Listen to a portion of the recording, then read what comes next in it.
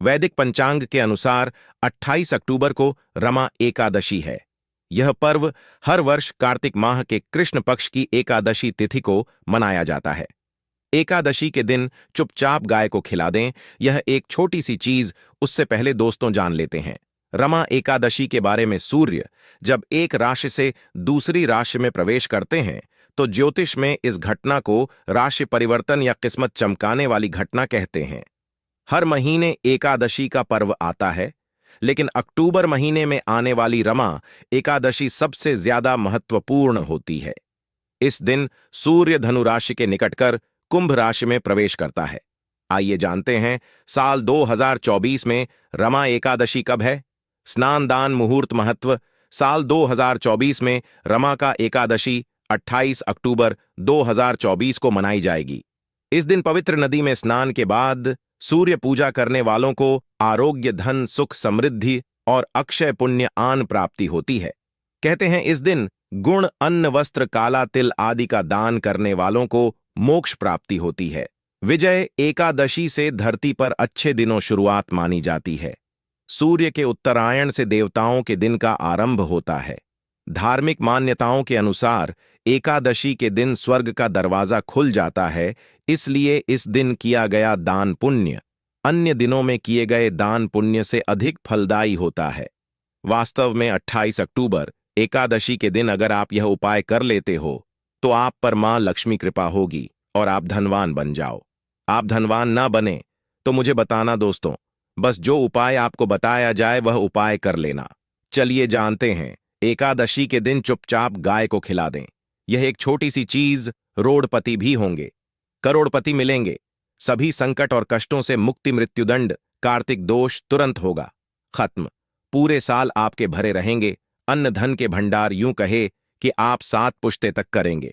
रुपयों पैसों पर राज दोस्तों, 7 पीढ़ियों तक बैंक बैलेंस बढ़ता चला जाएगा। सभी भी दुख, दर्द, संकट, कष्ट है वह दूर हो जाएंगे और सभी सुख आपके कदमों में आ जाएंगे।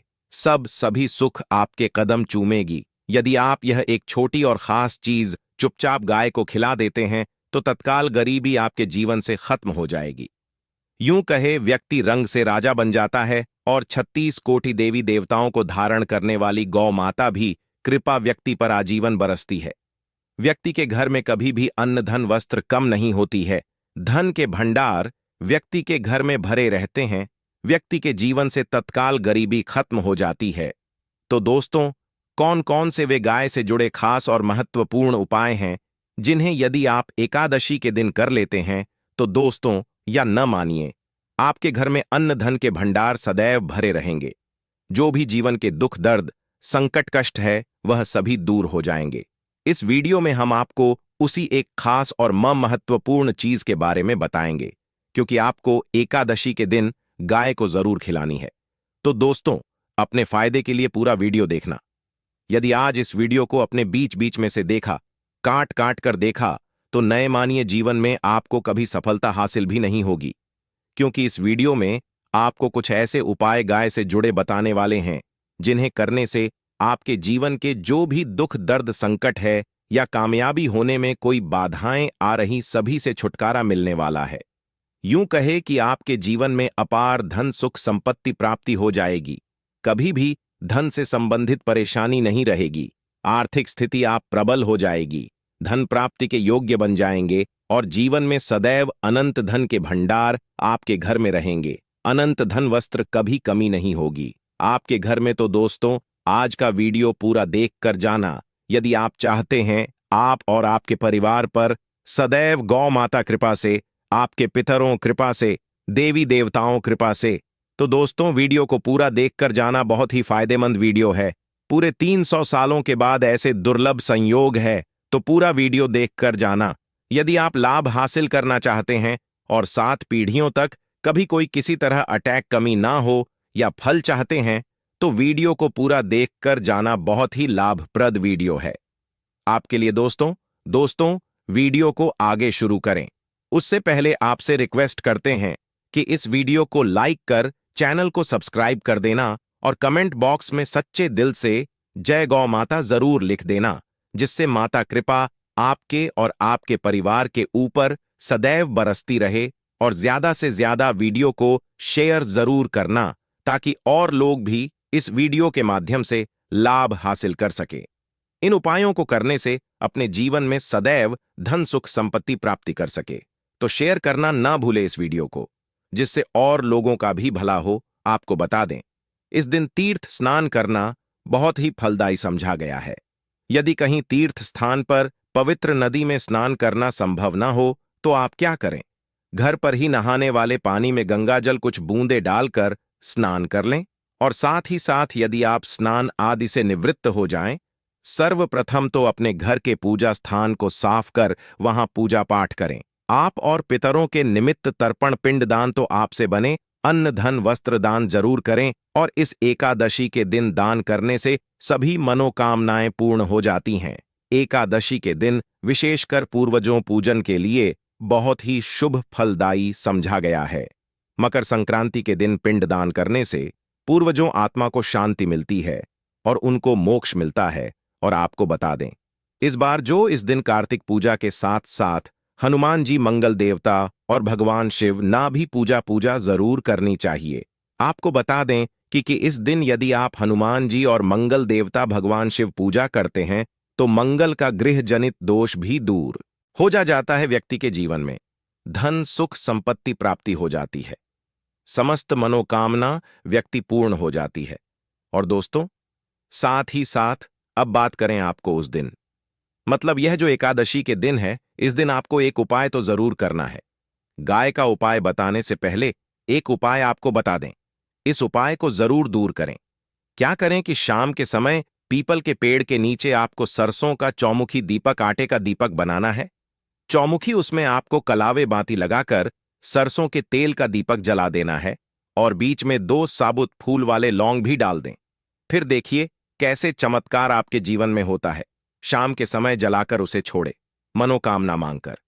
दोस्तों, 11 दिनों के आप वह मनोकामना पूर्ण ना हो जाए तो हमें बता देना। बहुत ही प्रभावशाली उपाय बताया मैंने आपको, बहुत ही दुर्लभ से दुर्लभ है। इस बार नए वर्ष के उपाय को जरूर करें। यह उपाय जो है बहुत ही आपको लाभ देगा। और अब बात करें गाय से जुड़े कौन कौन से उपाय आपको इस दिन, मतलब गाय से जुड़े उपाय जिन्हें करने से व्यक्ति को 7 पीढ़ियों तक बैंक बैलेंस कमी नहीं होती, दुख दर्द संकट कष्ट दूर हो जाते हैं और सभी सुख व्यक्ति के कदमों में आ जाते हैं, कदम चूमती है सभी सुख और घर में धन के भंडार सदैव भरे रहते हैं, कोई कमी नहीं होती। किसी तरह कौन कौन से उपाय ध्यान से सुनना, जिस तरह बताएं उसी तरह इन उपायों को आपको करना है। तो चलिए शुरू करते हैं। कौन कौन से गाय से जुड़े उपाय हैं? प्रभावशाली चमत्कारिक उपाय है जो कि आप किस्मत को चमका देंगे। एकादशी से आपको लाभ शुरू करते हैं। दोस्तों, सनातन परंपरा में गाय गंगा और गायत्री का बहुत ज्यादा धार्मिक महत्व है। मान्यता है कि गौ माता के शरीर पर 3 कोटि देवी देवताओं का वास होता है। गौ माता पूजा करने वाले जातक पर इन सभी देवी देवताओं कृपा बरसती है। गौ सेवा से न सिर्फ इस जन्म के बल्कि पूर्व के भी दोष दूर हो जाते हैं। गाय से हासिल पंचगव्य का उपयोग जरूर शामिल करें, क्योंकि पंचगव्य के बिना कोई भी पूजा पाठ और हवन सफल नहीं होता। या दोस्तों, गौ कृपा पाने के लिए प्रतिदिन, सप्ताह अथवा महीने में परिवार समेत एक बार गौशाला जाने का नियम जरूर बनाएं और वहां गायों को हरा चारा जरूर खिलाएं। इससे आपको शुभ फलों प्राप्ति होगी और साथ ही साथ गौ सेवा और गौ पूजा से 9 ग्रह शांत हो जाते हैं और इनसे जुड़े दोषों का निदान हो जाता है। गर्मियों में गौ माता को पानी पिलाएं और सर्दी में गौ माता को गुड़ जरूर खिलाएं। ध्यान रखें कि गर्मियों में गाय को गुजिया। अनेक देवी देवता को अपने ने शरीर पर धारण करने वाली गौ माता से जुड़े कई शुभ और अशुभ संकेत भी होते हैं। मसलन, गाय का दूध दहते समय यदि गाय ठोकर मार दें और सारा दूध बिखर जाए तो अब शगुन होता है। यदि कोई यात्रा पर निकल रहा हो और गाय अपने बछड़े को दूध पिलाती सामने आ जाए तो निश्चित रूप से जिस यात्रा के लिए आप निकले हैं वह यात्रा आप जरूर ही सफल होगी और वह जिसके लिए आप निकले हैं वह जरूर ही पूर्ण होगा। यात्रा पर जाते समय बाईं ओर गाय आवाज आना और रात्रि में गाय हंकार करना भी शुभ होता है। दोस्तों, साथ ही साथ गाय के साथ आप भूलकर भी दुराचार ना करें, अन्यथा मिलता है घोर पाप और जीवन भर परेशानियां बनी रहती हैं।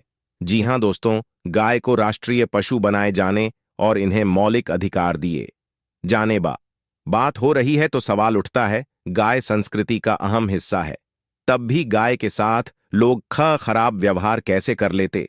गाय दर दर भटकती रहती है, भरपेट इन्हें चारा तक लोग नहीं देते। गाय जब तक दूध देती रहती है तो उन सेवा होती है, और जैसे ही दूध देना बंद कर देती है तो लोग इन्हें उन किस्मत पर छोड़ देते हैं, सड़कों पर और गलियों में भटकने के लिए। ऐसे में गोवंश जीवों को कोई डंडे मारता है तो कोई पानी डाल देता है, कभी वाहनों चपेट में आ जाती है तो कभी बीमार होकर बेचारी यह गाय दम तोड़ देती है।